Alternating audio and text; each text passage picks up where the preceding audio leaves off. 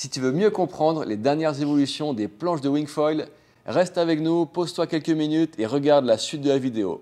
Aujourd'hui, je suis avec Keith Thibault, le légendaire shaper de windsurf, aussi reconnu en surf et en wingfoil à travers sa marque KT. Et il shape aussi notamment les planches pour Kai Lenny, donc reste avec nous, ça va être sympa.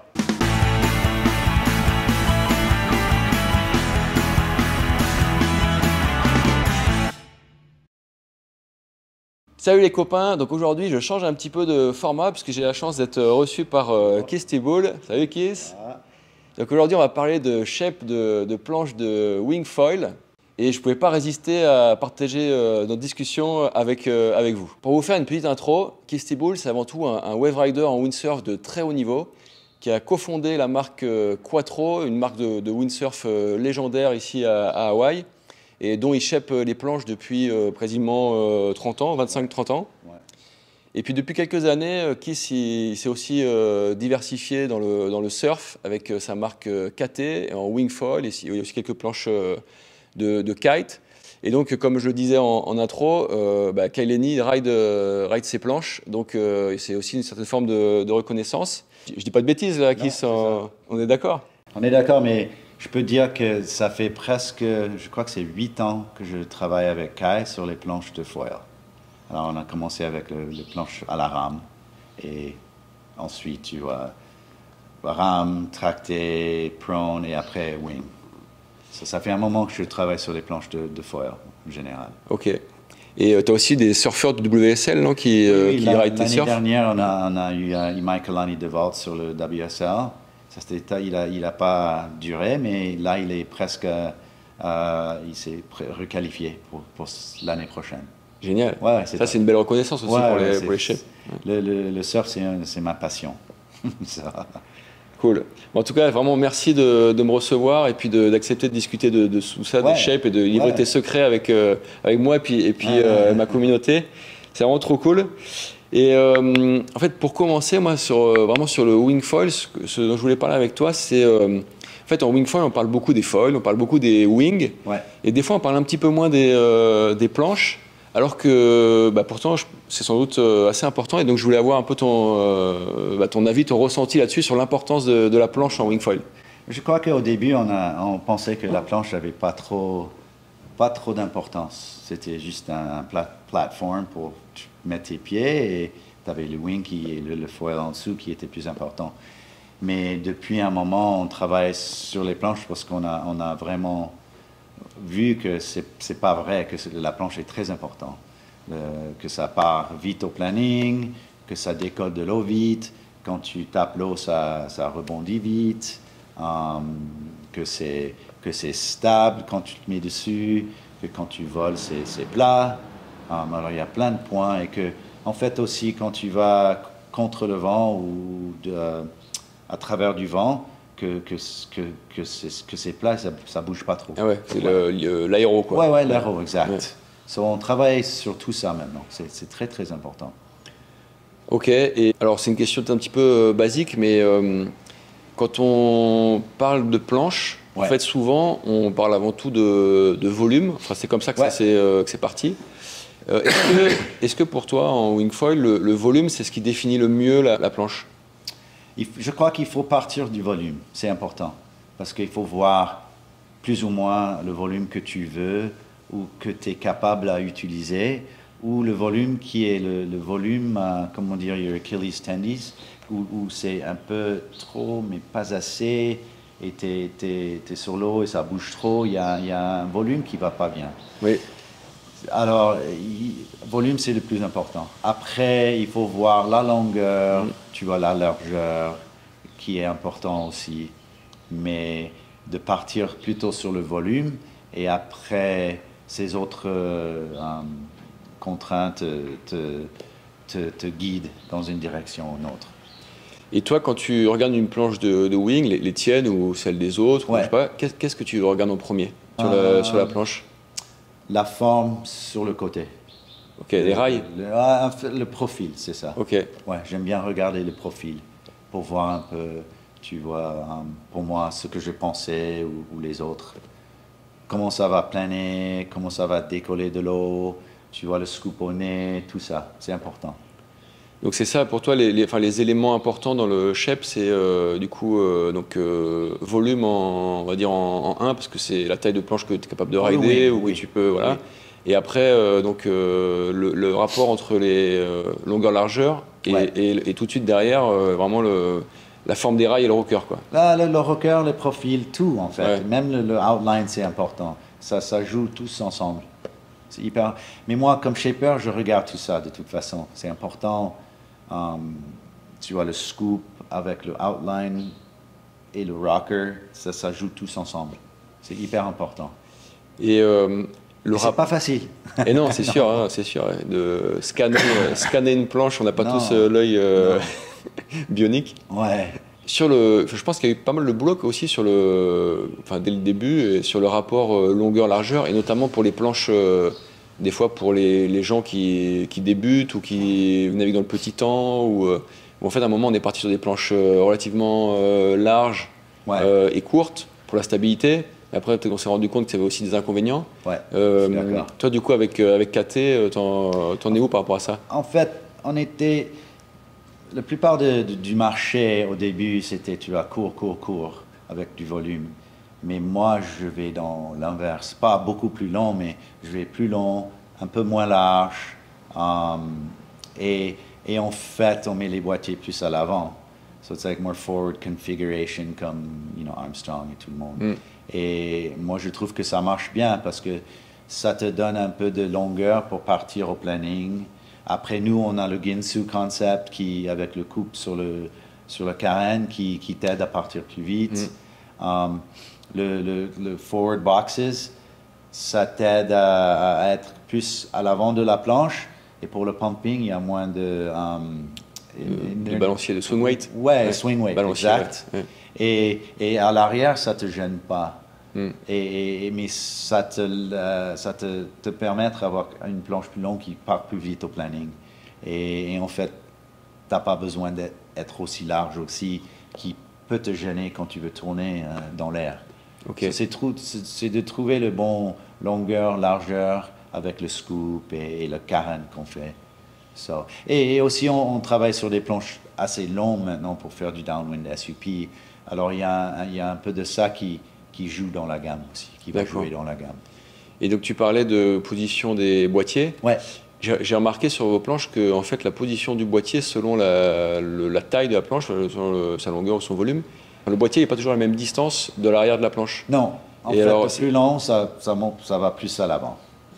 C'est un peu normal, je crois. Ok, mais c'est peut-être pour ce que tu disais que du coup, tu as besoin de longueur pour partir et puis pour flotter, que ça pour être stable et tout ça. Ouais. Et qu'en fait, tu avances le boîtier pour que tu aies moins de distance devant gênante et que c'est lié à ça ou en fait c'est une sorte d'équilibre. C'est ça et c'est aussi les foils qui sortent ensemble. Avec les plus high aspect, il faut que le foil soit plus à l'avant parce que ça prend plus d'élan pour partir parce que c'est high aspect.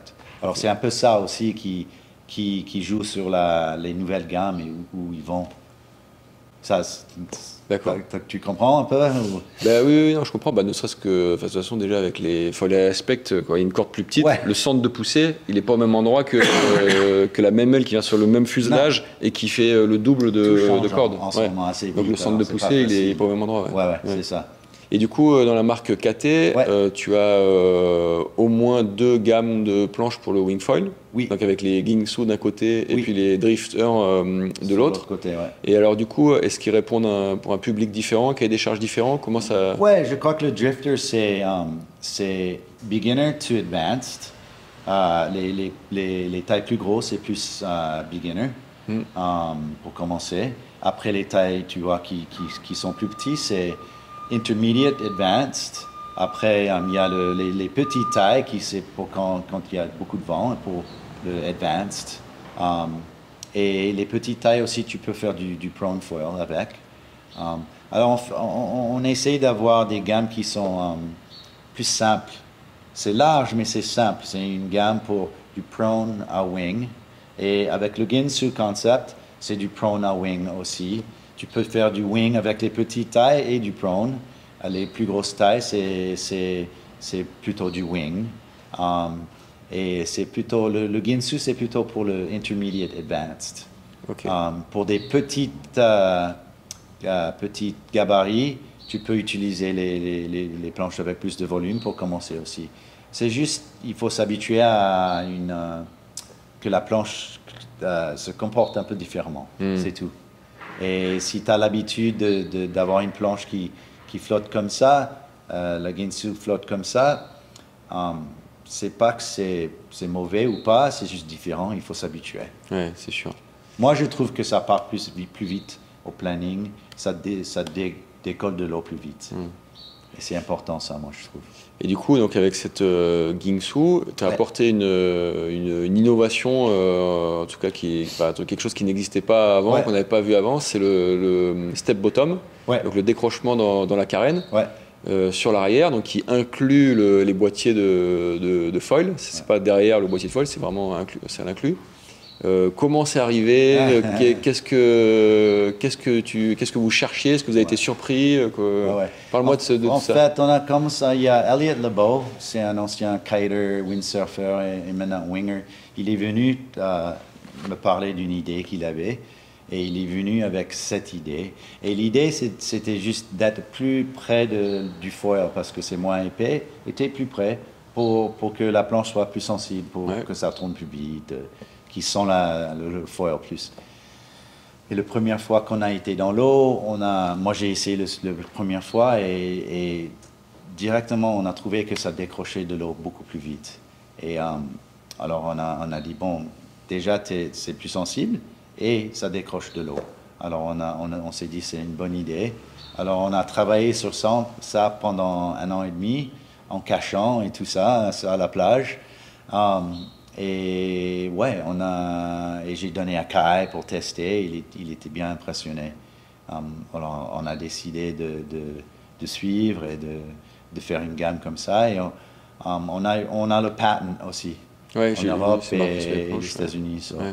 Ouais, on s'est dit c'est pas mal de protéger un peu l'idée parce que ça marche vraiment. Et après on peut comment dire, on peut évoluer cette concept et de le faire mieux. Il y a des petits secrets derrière le step bottom.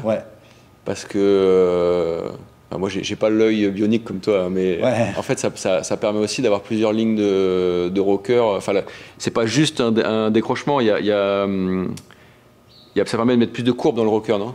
Ouais, il y a ça aussi. Il y a plein de trucs. En fait, si tu veux dire, quand tu es dans l'air et tu tournes, il y a moins de planches qui peuvent toucher. Alors, en fait, c'est une idée de rocker, que tu touches pas, même si c'est pas du scoop dans l'eau. Et après, tu as une scoop moins longue aussi avec le découpe. Et c'est ça qui fait que la planche commence à bouger. Après, le foil commence à monter et ça décroche. Il n'y a pas tout le terre qui accroche à l'eau encore et qui ne te laisse pas partir aussi vite. Parce que la partie basse, donc l'avant de la planche en gros, il est très courbe, non? Oui. Ouais, pas mal. Plus que sur une planche. Non, c'est la même. Pareil. Mais en fait, on dirait qu'il y a plus parce que c'est moins long. Si tu faisais le reste, ça a le même scoop plus ou moins. Après, on fait une concave, monoconcave, pour qu'il y a du plat pour que ça peut partir. Ça glisse, ça glisse. Parce que sinon, si c'est que du curve, ça va coller à l'eau. Ça va pousser de l'eau. Alors, on a travaillé beaucoup sur tout ça. Oui, c'était pas juste faire une découpe dans la planche. Non, on a fait pas mal, on a cassé pas mal, tu vois. Le strat, le construction aussi, c'est très important. Et c'est fait comme une planche de windsurf, sous vide, avec des 1 pound foam, du PVC, tout ça, c'est carbone, c'est hyper bien construit. Ce type de planche, ce type de concept, tu l'as évoqué plus ou moins, mais est-ce que c'est aussi valable pour finalement le prone foil Bien ou sûr. le subfoil en downwind Ouais. Là, et peut-être un peu en windsurf. Ouais. On a essayé dans le windsurf et ça marche. Il faut juste qu'on l'évolue pour travailler dessus. Mais sur le prone, ça marche hyper bien. Et on l'a mis sur des planches de downwind SUP foil qu'on fait, qui sont 8.6, 8.0, et ça marche bien. C'est juste un autre truc qui t'aide à décoller. Et tu le sens vraiment avec les planches de SUP. Il faut décoller le plus vite possible. Eh oui. Parce que c'est pas facile. Il paraît que je vais voir ça bientôt. Ouais, tu vas voir ça bientôt. Moi, je ne le teste même pas parce que je sais que je peux pas. Non. Je vais tester à la fin quand c'est fini et que je sais que c'est plus facile. Je vais donner à tous les team riders comme ça. Ils dégrossissent. Ouais. Ça. Et du coup, avec ce concept de step bottom, est-ce qu'il faut choisir le volume de la planche différemment? Non, pas trop, mais tu peux prendre un volume plus large parce qu'en fait, c'est plus sensible dans l'air. Et tu sens la planche plus, tu sens le foil plus. Alors, tu peux prendre plus de volume et avoir la même sensation d'une planche de 5 litres de moins, plus ou moins. Mais moi, je prendrais la même volume. Il faut juste s'habituer à que ça comporte différemment dans l'eau. Ça. Ok, donc sur la phase avant-vol, quoi. Ouais, c'est tout. Et du coup, sur cette planche-là, tout à l'heure, tu disais que tu avais beaucoup renforcé la construction comme une planche de windsurf. Ouais. Et est-ce que tu penses que le poids est aussi très important sur les planches de wingfoil? Est-ce que c'est moins important ou plus important que sur les planches, ou pareil, que sur les planches qui sont au contact de l'eau? Moi, je trouve que c'est moins important. Parce que le foil tient la planche beaucoup. Ouais. C'est sûr que tout est important. Mais les Ginsu, c'est un peu plus lourd parce que à cause du step, il faut qu'on le construise bien solide, sinon ça casse. Mais quand je le ride, je le sens pas parce que tu es sur le foil. Et en fait aussi, moi je trouve que comme dans le surf, le PU foam et le EPS foam, les mousses différents, oui. Le PU, ça tient un peu l'élan parce qu'il y a du poids. Ouais. C'est la même chose avec les foil boards. Si tu as que c'est un peu plus lourd, ça te donne de l'élan et ça la tient plus longtemps qu'une planche qui est plus lourde. Mais moins lourde, pardon. Ouais. Et la rigidité de la planche, moi j'ai l'impression que je le sens beaucoup, que c'est quelque chose sur lequel tu travailles aussi. Oui, c'est important. Il faut que ça soit rigide. Sinon, tu vois, le pumping et l'énergie qui va dans le foil, et comme ça peut s'arrêter un peu parce que la planche bouge. Et les constructions, du coup, par rapport au tout début du wingfoil, ça a vachement évolué, les constructions des planches. Ouais, ça n'a pas trop évolué. Ouais, ça a évolué. Au début, on ne faisait pas avec du carbon, on faisait avec des lattes et tout ça, mais vite fait, on a rentré dans le carbon, que ça soit plus rigide et plus simple à construire parce que de faire une Ginsu avec du PVC, c'est difficile. On peut le faire en série, on ne fait pas ici, on fait sous vide et dans une manière différente ici qu'en série. Avec les moules et tout ça, c'est possible de faire avec du PVC, mais ici, tu peux, mais ça prend trop de temps. Ouais. Et on fait dans une autre manière qui est bien aussi. Ok. Et j'ai vu sur les Ginsu notamment, mais peut-être aussi sur les drifters. Non, je crois pas. Tu as bossé sur les positions de strap? Oui. J'ai vu avec le pied arrière décalé, peut-être quoi, pour ceux qui sont naviguent un peu, comme on appelle ça, offset, non, c'est ça? Ouais, c'est ça, mais c'est dur avec les inserts pour les gens parce que tout le monde est un peu différent. Ouais. On essaie de trouver un compromis pour tout le monde. Oui. Et j'espère que ça marche, mais c'est dur de faire ça. Parce que tous les foils aussi sont différents comportements, les foils, où tu mets les pieds. Il y a aussi les boîtiers qui fait que tu peux pas mettre des inserts à des endroits. Ouais. Il y a plein de contraintes qui fait... Et oui, surtout avec les planches plus fines. Mais de petit à petit, on travaille dessus. Mais là, ça va changer encore parce que avec le forward geometry, tu vois, il faut mettre tous plus à l'avant maintenant. Mais ça change vite le wing foil. Ouais. C'est bien, hein? Mais le sport, Le sport change hyper vite. évolue vachement. Quoi. Ouais. Je suis curieux de voir ce que tu en penses. Mais ouais. Non, tu t'aurais imaginé, toi, il y a 2-3 ans, là, de voir les jeunes ce qu'ils font. C'est dingue. Hein. Pas du tout. Ouais. Mais c'est vraiment cool. Même sauter, à la limite, il y a 3 ans, on ne pensait même pas que c'était possible. Ouais, c'est ça. Hein. C'est incroyable. Mais maintenant qu'on a vu, on voit que ça va aller. Ouais.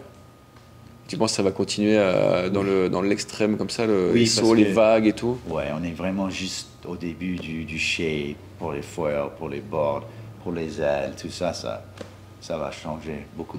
Ok, bah vraiment encore un grand merci, Keith, d'avoir pris du temps pour échanger avec moi et puis pour parler aussi à la France. Ouais. Voilà, donc pour poursuivre la discussion, n'hésitez pas à poser des questions en commentaire, n'hésitez pas à partager votre expérience aussi pour échanger. Moi, j'essaie toujours de répondre à tous vos commentaires à la suite des vidéos. Si la vidéo vous a plu, certainement une des vidéos qui sont proposées à l'écran pourra vous plaire aussi. Donc n'hésitez pas à cliquer dessus, n'hésitez pas à vous abonner si ce n'est pas encore le cas. Et puis moi, je vous dis à samedi prochain pour une nouvelle vidéo. Bye bye!